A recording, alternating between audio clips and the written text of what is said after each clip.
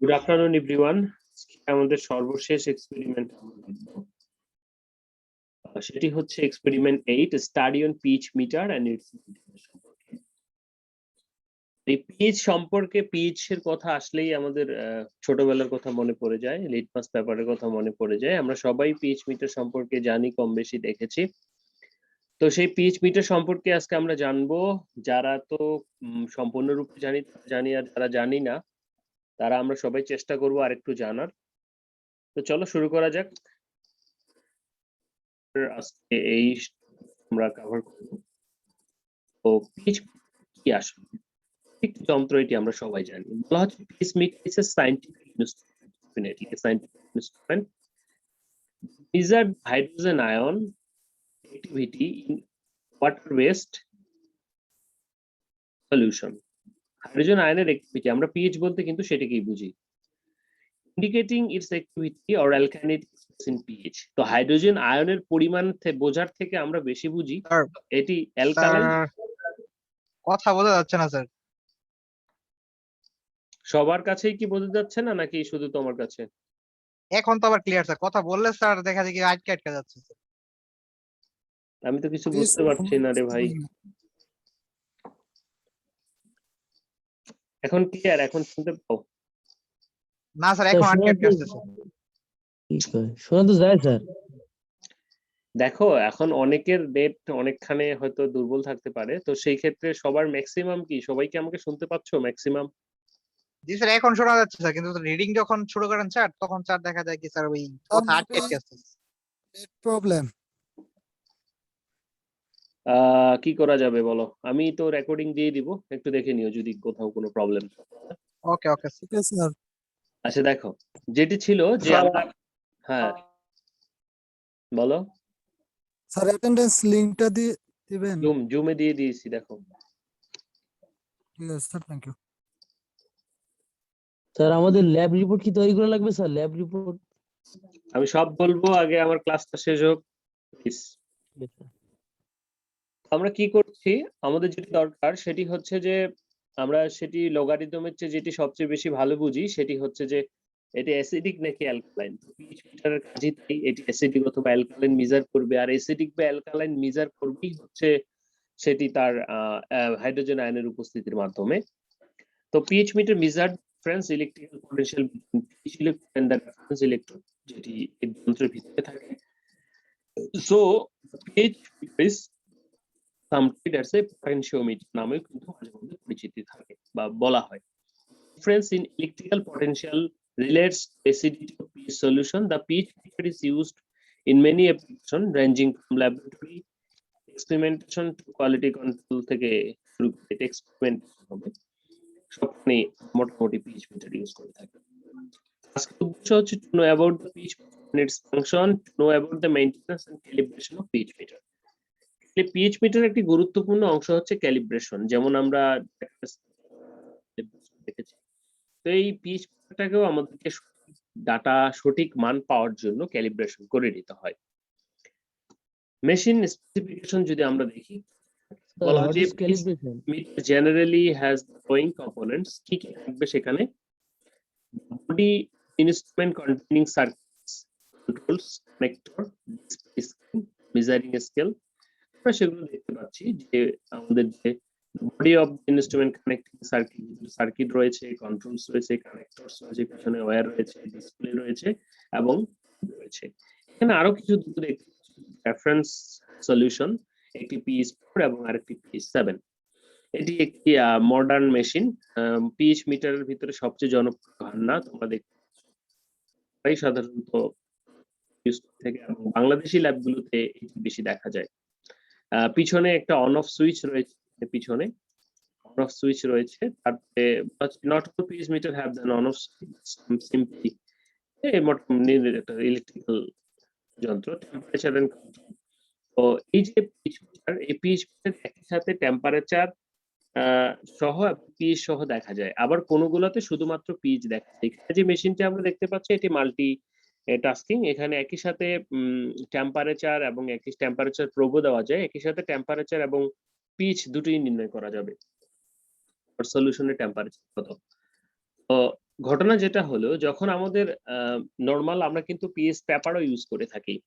যখন আমাদের সলিউশনটা কালারলেস হয়, পানির মতো হয়, তখন কি করি আমরা, যে সরাসরি আমরা যখন পিচ পেপারটা পানিতে চুবাই তখন সেটা থেকে সরাসরি সেটির যে কালার চেঞ্জ হয়, সেই কালার চেঞ্জের মাধ্যমে কিন্তু আমরা দেখতে পারি যে আমাদের পিএইচটা কত আসছে। কিন্তু যখন আমাদের কালার সলিউশন হবে, যেমন ডাইস সলিউশন, তো এই ডাইস সলিউশনের যে পিএইচটা, তখন আমরা সেটা কিভাবে মেজার করব? কারণ আমরা যখন এই পিএইচ সলিউশনে ডাইস সলিউশনে পিএইচ পেপারটা ডুবাবো, ইমার্জ করব, তখন তো সেটার কালার ডাইস লেগে যাবে, তখন তো আর বুঝতে পারবো না। তো তখন আমাদের আসলে পিএইচ মিটার ছাড়া আর উপায় নেই। তো সব ক্ষেত্রে সাধারণত সেজন্য পিএইচ মিটারই ইউজ করা হয় মোটামুটি। তো আর ল্যাবরেটরি বেসিসে সাধারণত পিএইচ পেপার আমরা অল্প স্বল্প যেখানে কাজ করি সেখানে ইউজ করে থাকি। তো এই পিচ মিটারের যে ফাংশন গুলি আমরা দেখলাম, যে ডিসপ্লে রয়েছে, ইলেকট্রো প্রোব রয়েছে, ঠিক আছে, অন অফ সুইচ রয়েছে, মানে এইখানে যে অ্যারেঞ্জমেন্ট, এটি আলাদা একটা অ্যারেঞ্জমেন্ট, এটি হট প্লেট এন্ড ম্যাগনেটিক স্টেটের একসাথে এটি গরম এবং ঘোরানো যায়। সবগুলোতে থাকে না, ম্যাক্সিমামই থাকে না, যা হাই, এটি অনেক আপডেটেড মেশিন, সেজন্য এটাতে রয়েছে। চাইলে বাইরে থেকে এনে অ্যাসেম্বল করা যায়। তো এখানে প্রথমে মেশিনে কাজ করার পূর্বে আমাদের মেশিনটিকে ক্যালিব্রেশন করে নিতে হয়, পিচ মিটারটিকে। তো ক্যালিব্রেশনের জন্য আমরা একটু ক্যালিব্রেশন দেখি। বলা হচ্ছে depending on the design, pitch meter processes one or two calibration button or dials, and normally there are identified the calibration 1 and calibration 2. And if the piece meter is calibrated using only one solution, the calibration 1 button is used, and make sure that calibration 2 set is 100%. And if the piece meter allows point calibration to no piece solution to be measured or used, in this case calibration 1 এবং calibration 2 ব্যবহার করা হয়।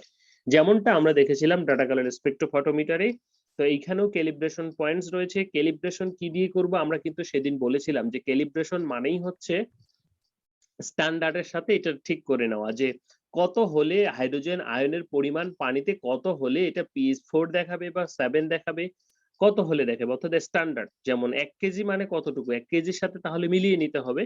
তাহলে আমার মেশিনটা যে pH7 দিবে, তো কোন সেটিংসে pH7 দিবে, সেজন্য আমরা স্ট্যান্ডার্ড সলিউশন দিয়ে সেটির pH7 সেটিং করে নিব, সেটিকে আমরা ক্যালিব্রেশন বলছি। মানে মেশিন তো আর জানে না কত হলে কি হবে, তাহলে আমাদের স্ট্যান্ডার্ড যে সলিউশন, যেটা 7 আছে অলরেডি বা 4 আছে অলরেডি, এরকম সলিউশনটাকে নিয়ে এসে সেটিকে আমরা কি করছি, সেটিকে ক্যালিব্রেশন করে মেশিনে ডাটা দিচ্ছি যে হ্যাঁ, তোমার হাইড্রোজেন আয়নের অবস্থা যদি এরকম হয় তাহলে তুমি pH7 আমাদেরকে দেখাবা, বা pH4 দেখাবা, বা এর মাঝে যা আছে সেগুলো দেখাবা। তো এখানে মিটারের অনেকগুলো মোড রয়েছে, আমরা ভিডিও দেখবো বেটার লার্নিং এর জন্য, আশা করি তখন ক্লিয়ার হবে। তো মোড সেক্টরের ভিতরে রয়েছে যেমন stand by mode 0, in this position the electrodes are electrical current, and in this position for maintaining equipment will stored. আমরা যখন আমাদের পিএইচ মিটারটাকে কোনো কিছু চুপচাপ স্টোর করে রাখবো, তখন সাধারণত এই মোডে থাকে, সেটা হচ্ছে stand by mode 0।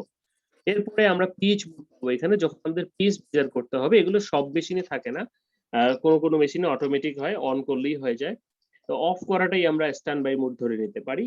pH mode, in this position equipment can take this measurement after performing required calibration procedure. তো ক্যালিব্রেশনের পর এই পিএইচ মোডে দিলে সাধারণত পিএইচ মেজার করা যাবে। মিলিভোল্ট মিউট, এই যে এখানে আপডেটেড যে পিএইচ মিটার গুলো রয়েছে সেখানে মিলিভোল্টও মাপা যায়। In this position equipment is capable of performing millivoltage reading. আমরা যখন কন্ডাক্টিভিটি বা কন্ডাক্টিভিটি টাইট্রেশন বা কন্ডাক্টিভিটি অ্যানালাইসিস করি কোনো ফেব্রিকের, যেমন আমরা জানি সেলুলোজকে পানিতে চুবালে সেটার নেগেটিভ চার্জ হয়, বা এই নেগেটিভ চার্জটা কতখানি, সেলুলোজের নেগেটিভ চার্জ কতখানি, তখন কিন্তু আমরা এই মেশিনের মাধ্যমে মাপতে পারবো। এটা উচ্চতর গবেষণায় যে সেলুলোজের নেগেটিভ চার্জটা কতটুকু, এটা এই মিলিভোল্টে মাপা যাবে। তারপরে বলা হচ্ছে যে এটিসি মোড, যেটি বলা হচ্ছে অটোমেটিক টেম্পারেচার কন্ট্রোল মোড, যেটি ইজ ইউজড ফর মেজার। তো এটি দিলে একই সাথে টেম্পারেচার এবং পিএইচ দুটোই একই সাথে মাপা যাবে। ঠিক আছে, এই হলো আমাদের 4টা মোড। এরপরে যদি আসি বলে কম্বাইন্ড ইলেকট্রোড প্রোব, আমরা যে কম্বাইন্ড ইলেকট্রোড প্রোব এটা দেখলাম, সেটা কি বলা হচ্ছে, যদি একই সাথে পিএইচ এবং একই সাথে আমাদের টেম্পারেচার মাপা যাবে। বলা আছে this device must be stored in distil water and stay connected in combination electrode has difference electrode also known as columel electrode and an internal electrode integrated with the SAM body and design depending on the manufacturer. এটার ভিতরেই থাকে দুটো electrode. ওকে, অথবা আলাদা আলাদা থাকতে পারে, সেটি ডিপেন্ড করছে আমার কি ধরনের অর্থাৎ কোন কোম্পানির আমি নিচ্ছি বা সেটি। টিপিক্যাল সার্কিট, এটা একটা সার্কিট রয়েছে। A typical circuit adapted the control system of pH and is manufacturing on variation. এখন আলটিমেট যেটি হয়, ইলেকট্রোড দুটো সাধারণত এরকম থাকে, পটাশিয়াম ক্লোরাইড সলিউশনে এইভাবে চুয়ানো থাকে। তো AgCl ইলেকট্রোড, এটা গোল্ড অথবা সিলভারের হতে পারে টার্মিনাল। এটা যখন আমরা পানিতে দিব, তখন পানির যে হাইড্রোজেন আয়নের পরিমাণ, সেটির কারণে KCl আয়নের পরিমাণ কম বেশি হবে, ফলে সেটি রিডিং। জেনারেল ক্যালিব্রেশন প্রসিডিউরটা কি, আমরা এখন একটু ক্যালিব্রেশনে যাব। আমরা যেহেতু বোর্ডগুলো করলাম, ক্যালিব্রেশনটা হচ্ছে pH analyse must be calibrated before.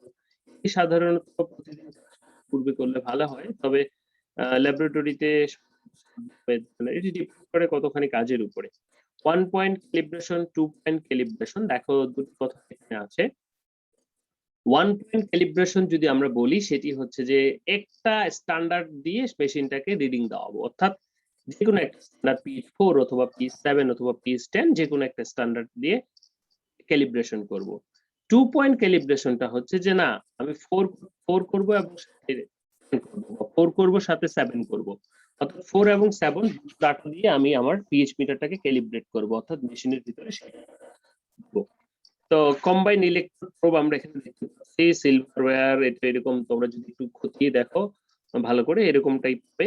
সিলভারওয়্যার রয়েছে মাঝখানে, রেফারেন্স ইলেকট্রোড পাশে রয়েছে, semi permeable mesh and buffer solution সর্বশেষ নিচে রয়েছে পয়েন্ট। তো ওয়ার্কিং প্রসিডিউরটা কি হচ্ছে যে after removing electrode of the calibration solution, আমাদের ক্যালিব্রেশন হয়ে গেলে ইলেকট্রোড ইজ ডিস্টিল ওয়াটার দিয়ে ধুয়ে ড্রাই করে দেন দ্য ইলেকট্রোড সলিউশন আননোন যেটা মাপবো সেটাতে, অর্থাৎ আমরা টিস্যু দিয়ে মুছে নেই, তারপর সেটাতে বসাই।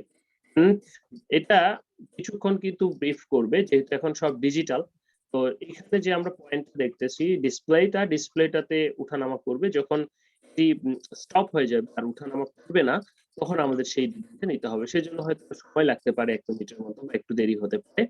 বলা হচ্ছে turn function selector again in stand position, আবার যদি বন্ধ করে রাখি তাহলে স্ট্যান্ড বাই পজিশনে রাখবো, আবার যদি মাপি তাহলে পিএইচ মোড অথবা অটোমেটিক মোডে, যে কোনো একটা মোডে দিলেই হবে, দিয়ে পিএইচ মোডটা আবার ওয়াশ করে রাখবো। তো পিএইচ মাপবো কিভাবে, যখন আমরা কোনো একটা আননোন সলিউশনে এটি ধরবো পিএইচ মিটারটা, তখন আমাদের যে ডিসপ্লে রয়েছে সেই ডিসপ্লেতে সেটি শো করবে।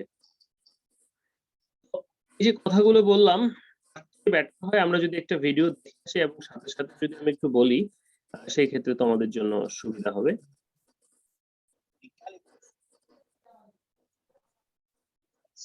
তো আমরা এখানে যেটি দেখছি, একজন ভদ্রলোক ডক্টর পুষ্পেন্দ্র আছেন ক্লাসেস ওনার যে, তো আমরা এখানে পিএইচ মিটারের প্রথমত ডিটেইলস যাক দেখবো, পরবর্তীতে এই পিএইচ মিটারের যে ইয়েটা অর্থাৎ ক্যালিব্রেশনটা সেটি দেখবো। তো এটি প্রোব আমরা দেখতে পাচ্ছি, পিএইচ মিটার প্রোবটা খোলা হচ্ছে, খুললে এখানে আমরা দেখতে পাচ্ছি মেমব্রেন ইলেকট্রোড রয়েছে, এখানে প্লাস এখানে বাফার সলিউশন সহ রয়েছে। আমাদের যে দুটো সেটি আমরা দেখলাম, সরি এটা আসলে কেন চলছে না এখন বুঝতে পারছি না। ওকে, এটির গ্লাস বাল্ব মেমব্রেন রয়েছে একটি, ঠিক আছে। তো এটির আয়নগুলো এটি সাধারণত এভাবে ক্যাপ লাগিয়ে রাখা হয় স্টোরেজ সলিউশন দিয়ে, এবং এটি এখানে ডিসপ্লেতে শো করে। ওকে, এটি ফ্লেক্সিবল আর্ম, অর্থাৎ এটি উঠানামা করানো যায়, ঠিক আছে, যেহেতু আমাদের সলিউশনের পজিশন গুলো বিভিন্নখানে থাকবে। এই যে পাশের যে চিত্রটি, এখানে আয়নের প্রভাবটা ইলেকট্রোড কর্তৃক মাপা হয়, বা ইলেকট্রোড যে সিগন্যাল দিবে সেই সিগন্যাল কর্তৃক দেন সেটি আমাদের এখানে যে ডিসপ্লেটা রয়েছে সেই ডিসপ্লেতে শো করবে, ঠিক আছে। ওকে, এখানে পিএইচ মিটার অন করলে এই যে এরকম, যখন বাফার সলিউশন সহ স্টোরেজটা এখানে রাখবো তখন সেটা 7 বাই ধরনের হবে, যেহেতু বাফার সলিউশন 7। এখন এটি খুলে ফেললে তারপর যখন আমরা কোনো সলিউশন আগে ওয়াশ করে নিব, ওয়াশ করে নেওয়ার পর একটু টিস্যু দিয়ে মুছে নিব, ঠিক আছে। মুছে নেওয়ার পর আবার রাফলি ঘর্ষণ করব না, যেন আবার ঘর্ষণ না হয়ে যায়। মানে একবারে খুব জোরে, আস্তে করে, আলতো করে, ঠিক আছে। এরপর পিচ মিটার ক্যালিব্রেশন আমাদের করতে হবে। ক্যালিব্রেশনের জন্য দেখো কি কি লাগবে এখানে। আমাদের পিচ সলিউশন এরা দেখিয়েছে, আমরা 3টা দিয়েও করতে পারি, আমরা কিন্তু 1.2 পয়েন্ট দেখেছি। তো তুমি চাইলে 3টা পিচ মিটার, এটাই করা বেটার যে 3টা পজিশনে পিচ মিটার সেম দেখাচ্ছে কিনা পিএসটা। সেজন্য এখানে পিচ 4.01, পিএস 7 এবং 9.21 উনি নিয়েছেন। নো ম্যাটার, তুমি 10ও নিতে পারো, কোনো সমস্যা নেই। এই 3টা পিচ দিয়ে আমরা এখন বাফার সলিউশন বা স্ট্যান্ডার্ড সলিউশন দিয়ে পিচটা মিটারটাকে ক্যালিব্রেশন করব। তাহলে ক্যালিব্রেশন করার সময় কি করতে হবে, এখন আমাদের একটা করে সলিউশন আমরা ঢালবো, ঢালার পর ওইখানে দেখবো ডিসপ্লেতে যে কত দেখাচ্ছে, তারপর প্রেস করে ওটা ঠিক করে নিব যে হ্যাঁ এটা এত, যেটা নন সলিউশন আমাদের হাতে যেটা রয়েছে পাশে সেটা নন সলিউশন। সলিউশনটা এখানে দিব, দিয়ে আমাদের ডিসপ্লেতে দেখবো কত। এটা যদি 7.7ই দেখায় তাহলে তো মেশিন ওকে আছে, আর যদি 7 এর কম বেশি হয় তাহলে আমরা এখানে বাটন গুলো প্রেস করে এটা ওকে ঠিক করব। দেখো স্টেপ 1 অফ ক্যালিব্রেশন, প্রথমে আমরা ক্যালিব্রেশন করছি, দিলাম বাফার সলিউশনে কত দেখাচ্ছে এখানে 6.967997, মানে একটু স্টেবল হতে হবে, ঠিক আছে। স্টেবল কারণ তার একটু সময় লাগছে। এসডি যখন স্টেবল হবে তখন আমরা ধরে নিব যে পিএইচ এটাই, ওকে। এখানে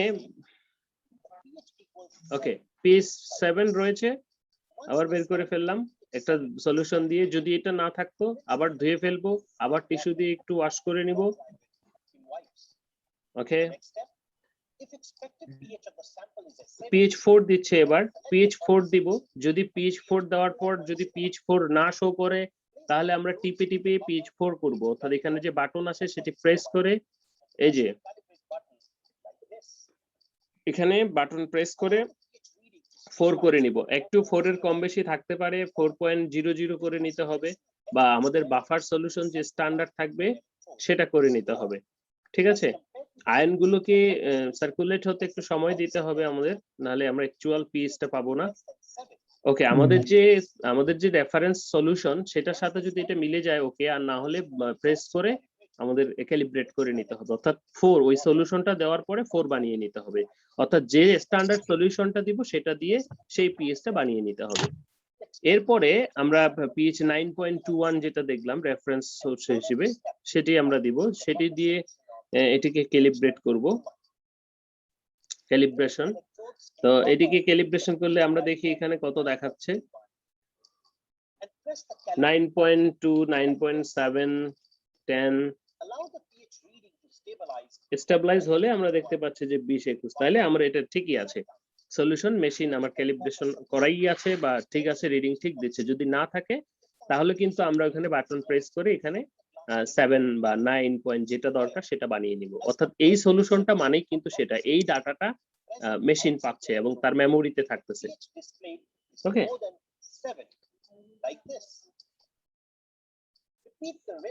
এরপর আবার সেই ওয়াশ করব, একটু রাব করব। এবার ক্যালিব্রেশন হয়ে গেছে।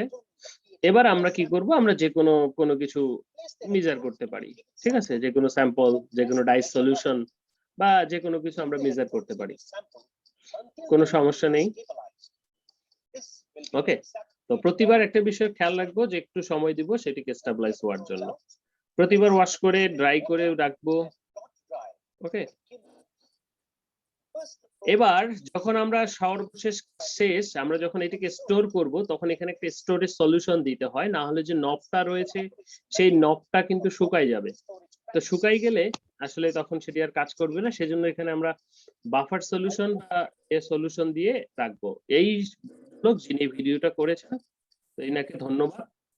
এখন প্রশ্ন হচ্ছে আমাদের শুধুমাত্র এই ধরনের যে মেশিন রয়েছে তা নয়, এটা মেশিন আমরা কিন্তু এখন আমাদের কাছে পকেট পিচ মিটার রয়েছে, সেই পিচ মিটারে আমরা একটি ভিডিও দেখব। আমাদের কাজের সুবিধার্থে আমরা তো এই ল্যাবরেটরি থেকে অন্যখানে নিয়ে যেতে পারবো না, এখানে আমরা পাচ্ছি সেটি একটি পকেট পিচ মিটার, হান্নার প্রায় 4400 টাকা দাম। এটি সাধারণত ফ্লোরে নিয়ে ঘুরে বেড়া যায়, বা যারা ডাইং এ কাজ করে তাদের জন্য এটি খুবই উপকারী, কারণ ডাইং ফ্লোর থেকে নিয়ে এসে ল্যাবরেটরিতে মাপা বা অন্যখানে গিয়ে মাপাটা আসলে একটু ডিফিকাল্ট। তো এটা কাজের সুবিধার্থে অনেক বেশি ফ্লেক্সিবল। তো এটিরও পিএইচ এর যে মাপার জন্য আমাদের একইভাবে ক্যালিব্রেশন করে নিতে হবে। ক্যালিব্রেশনের জন্য এখানেও আমাদের স্ট্যান্ডার্ড সলিউশন লাগবে। তোমরা যখন পিএইচ মিটার কিনবে তারাই এই ধরনের স্ট্যান্ডার্ড সলিউশন দিয়ে দেয়, অথবা তোমরা চাইলে স্ট্যান্ডার্ড সলিউশন তৈরি করে নিতে পারো। তো তার থেকে বেটার হয় যে যেটা দেয় সেটি ইউজ করা, অথবা ফুরিয়ে গেলে বানানো যেতে পারে। তো এটা হচ্ছে পকেট পিএইচ মিটার বা মাইক্রো পিএইচ মিটার। এটি প্রথমে একইভাবে রিন্স করে নিতে হবে, ওয়াশ করে নিতে হবে এবং হালকাভাবে ড্রাই করে নিতে হবে। ওকে, এটাও স্টোরেজ সলিউশন দিয়ে স্টোর করে রাখতে হবে যেন বেটার পারফরমেন্সের জন্য বা নষ্ট না হয়ে যায় সেজন্য। তো এটির ক্যালিব্রেশনটা একই রকম ভাবে আমরা ক্যালিব্রেশন করব। এই ভদ্রলোক করছেন, আমরা একটু দেখি। উপরের মাথায় সুইচ আছে, সুইচটা অন করব। উনি আঙ্গুল দিয়ে সুইচটা অন করলেন। এরপরে আমরা বাফার সলিউশন নিব, ওটার যে ইয়েটা রয়েছে ক্যাপটা, সেই ক্যাপে, অথবা আলাদা যদি তুমি বিকারে নিতে চাও নিতে পারো। এরপর এটিকে ডিপ দ্য পিএইচ মিটার। এখন দেখো এখানে 7 বাফার সলিউশন আমরা নিয়েছি। এখানে কত দেখাচ্ছে? সলিউশন 7 নিয়েছি, 8.2 দেখাচ্ছে। 8.2 কিন্তু আসলে না, তার মানে আমার মিটারটা ক্যালিব্রেশন করতে হবে। তাহলে এখানে দেখো দুটো বিন্দু রয়েছে, এই যে পিএইচ মিটারের এখানে দুটো স্ক্রু রয়েছে। তো এই স্ক্রু গুলো টাইট দিতে হবে, উপরে একটা নিচে একটা। উপরে টাইট দিলে মানে উপরে নিচে অ্যাডজাস্ট করে নিতে হবে, কমবে এবং বাড়বে। ঠিক আছে, ক্লকওয়াইজ ইনক্রিজ আর এন্টি ক্লকওয়াইজ ডিক্রিজ, দুটো স্ক্রু রয়েছে। তো দুটো দিয়ে আমরা অ্যাডজাস্ট করে নিব। তাহলে আমাদের ওই সলিউশনটা কত ছিল? 7। তাহলে এটাকেও 7 করে নিব। মানে এই সলিউশনে থাকা অবস্থায় যে ডাটাটা পাবে সেটি কত দিবে? 7 দিবে। ঠিক আছে,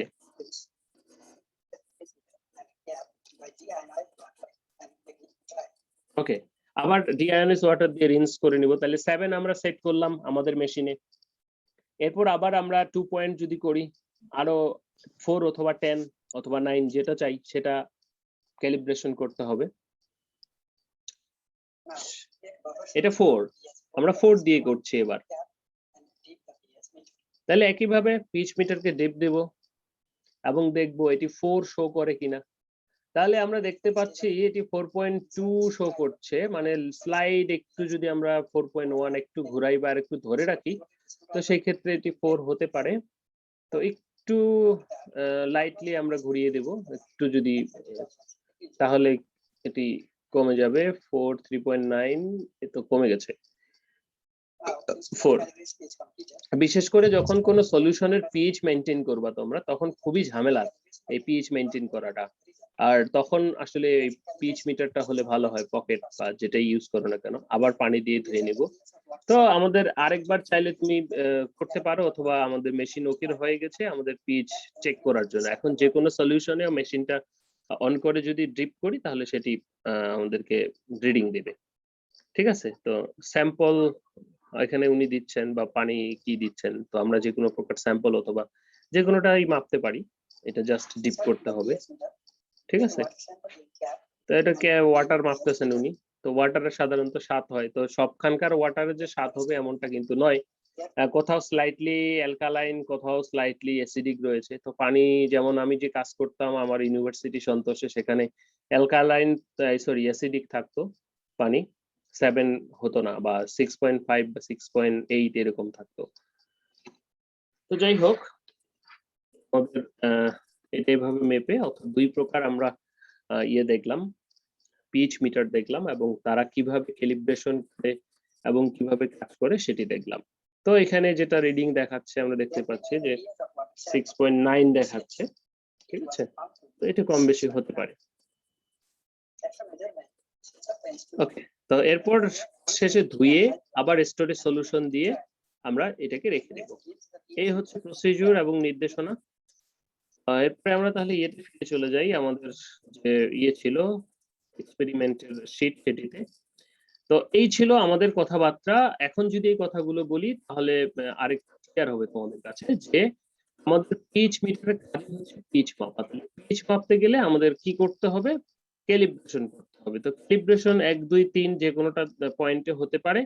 একটা সলিউশন, দুইটা সলিউশন, তিনটা সলিউশন, যে কোনোটা দিয়ে হতে পারে। তাহলে আমরা কি করছি, মেশিনের আননোন সলিউশনটা দিচ্ছি বা নোন সলিউশন দিচ্ছি, তারপর এখানে কত হচ্ছে এটি মেজার করছে। যদি এটি আমাদের নোন সলিউশনের সাথে মিলে যায় তাহলে আর দরকার নাই, যদি না মিলে তাহলে আমরা কি করছি, এখানে বাটন প্রেস করে এটিকে এটির সাথে সেট করছি। এরপর আমরা কি করছি, আমাদের যে আননোন সলিউশন রয়েছে সেই আননোন সলিউশনের পিএইচটাকে মেজার করছি। আর কিছু মুড রয়েছে, আমাদের কোন মুডে দিয়ে কাজ করব, আমরা অবশ্যই এটিসি মুড দিয়ে একই সাথে টেম্পারেচার এবং পিএইচ যদি আমাদের দরকার হয়ে থাকে। এখন একটু মেইনটেনেন্স আসি। মেইনটেনেন্স সম্পর্কে কথা বলি তাহলে যে কথাটা দাঁড়ায় সেটি হচ্ছে যে আমরা রুটিন মেইনটেনেন্স এর কথা বলতেছি বা জেনেছি, অবশ্যই রুটিন মেইনটেনেন্স আছে। তো এটা খুবই সতর্কভাবে যখন আমরা পিএইচ মিটারটাকে স্টোর করব, সেই পিএইচ মিটারটা মানে ওই বাফার সলিউশন এগুলো দিয়ে স্টোর করতে হবে, না হলে অনেকদিন ব্যবহার না করার ফলে কিন্তু সেটি নষ্ট হয়ে যাবে। আমি রেখে এসেছি, আমারটা নষ্ট হয়ে গেল কিনা কে জানে। তো যাই হোক, এই সাধারণত হবে। আর নরমাল যেহেতু এটি চার্জ করে ব্যাটারি দিয়ে চলে, সো এখানে ইলেকট্রিক্যাল যে ইস্যুগুলি, পানি বা এগুলো যেন না পড়ে সেটি অবশ্যই খেয়াল রাখতে হবে। এবং আরেকটি বিষয় যেটি বেশি রাফ করা যাবে না। আমরা যখন টিস্যু দিয়ে মুছে ফেলতেছি তখন সেটাতে বেশি রাফ করা যাবে না। এছাড়াও কিছু এখানে নির্দেশনা দেওয়া রয়েছে। তো আমরা যদি একটু দেখি যে বলা হচ্ছে 6 months পর examine the exterior of the equipment and evaluate its general physical condition, verify the cleanliness of the cover and adjustment, test connection cable, system connection, check the good condition, clean. পিছনের যে wire গুলো রয়েছে, examine the equipment control, verify this, বৃষ্টি পড়ছে, প্রচন্ড শব্দ, verify the meter is good condition, ওকে, মানে আমরা চেক করে নিব আমাদের সবকিছু ঠিক আছে কিনা। Confirm the indicator bulb operates normally, ঠিক আছে, অনেক সময় এগুলো নরমালি মানে সঠিক মান দেখায় না। Click the batteries, change if necessary, impact, ঠিক আছে। Every 4 months A remove the detector, electrode পরিষ্কার করতে হবে, স্টোরেজ বাফার সলিউশন চেক করতে হবে, বাফার সলিউশন নতুন করতে হবে, এই সমস্ত মোটামুটি ইলেকট্রিক করতে হবে। এখানে একটা জেনারেল ক্লিনিং সলিউশনের কথা বলা হচ্ছে। কাজ করার পর আমরা কিভাবে ক্লিন করব, সেটি হচ্ছে যে জেনারেল ক্লিনিং। আমরা নরমালি যদি ক্লিনিং করি, সব ইলেকট্রোড ইন 1 ml সলিউশন এবং NO3 ধুয়ে নিতে হবে। রিমুভাল ডিপোজিট ইন ব্যাকটেরিয়া, যদি ব্যাকটেরিয়া থাকে সেটি আমরা ইলেকট্রোড ডোমেস্টিক ব্লিচ সলিউশন যেটা, সেটা ইউজ করতে পারি। ক্লিন অয়েল এন্ড গ্রিস, সেটির জন্য আমরা মিথাইল অ্যালকোহল ইউজ করতে পারি। ক্লিনিং অফ প্রোটিন ডিপোজিট, সেটির জন্য আমরা 1% পেপসিন এবং 1.5 মিনিটস ধুয়ে ফেলতে পারি। এরপর সর্বশেষ আমরা ডিস্টিল ওয়াটার দিয়ে ধুয়ে ফেলবো। এগুলো ইম্পর্টেন্ট যে কোনটা কিভাবে করবো। এই আদার প্রিপারেটরি মেজারমেন্ট সেটি হচ্ছে, যেহেতু এটা গ্লাস, তো এটা একটু ধীরে সুস্থে নাড়ানাড়ি করবো, না হলে কোথাও লেগে ভেঙে যেতে পারে প্রোবটা, ঠিক আছে। লিমিটেড লাইফ স্প্যান ব্যবহার করবো না, বাফার সলিউশন গুলো ঠিকঠাক যেন থাকে। এই ছিল আজকে আমাদের অ্যাবাউট পিএইচ মিটার সম্পর্কে, পিএইচ মিটারের ক্যালিব্রেশন এবং কিভাবে পিএইচ মাপা হয় সে সম্পর্কে। ধন্যবাদ তোমাদেরকে ধৈর্য ধরে থাকার জন্য এতক্ষণ।